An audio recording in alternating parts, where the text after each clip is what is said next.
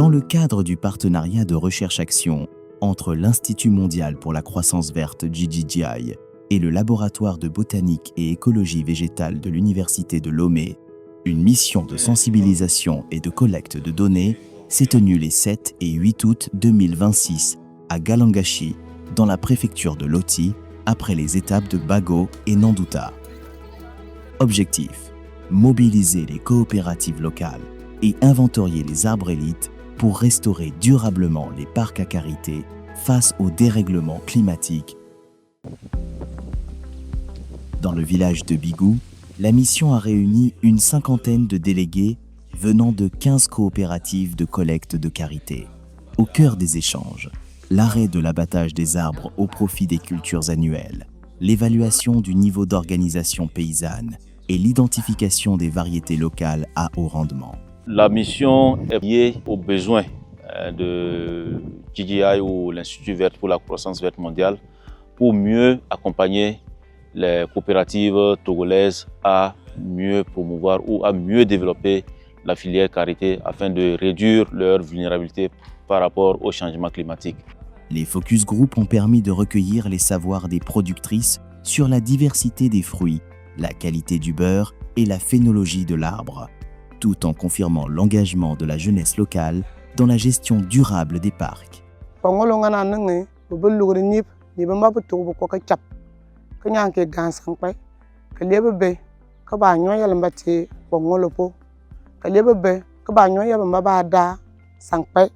le cadre de ce projet, ce que nous devons faire, c'est d'accompagner les 15 coopératives dans l'identification du matériel végétal performant de karité, dans la formation sur le greffage et la mise en pépinière des graines de karité et surtout sur la gestion efficace des parcs à karité. Comment est-ce qu'il faut mettre en place, comment est-ce qu'il faut entretenir les différents soins qu'il faut apporter aux parcs à karité qui sont déjà là.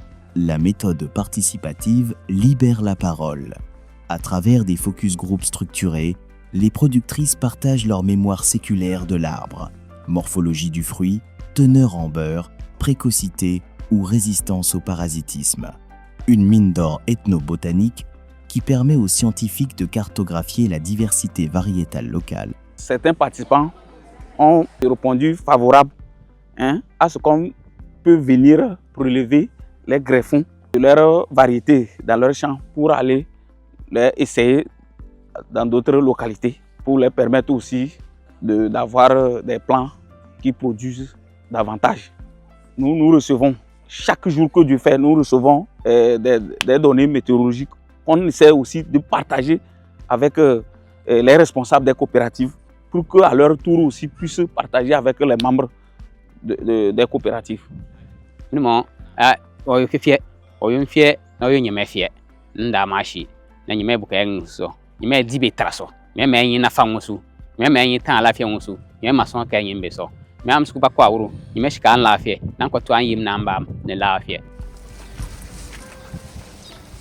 Sur les parcelles, le protocole technique a combiné géolocalisation GPS, délimitation des superficies et comptage des peuplements. Les données consolidées attestent de 900 hectares cartographiés avec une densité moyenne de 80 pieds par hectare et plus de 9 ethnovariétés formellement répertoriées. La communauté de Galangashi a véritablement une connaissance avérée en ce qui concerne la diversité et les ethnovariétés de karité.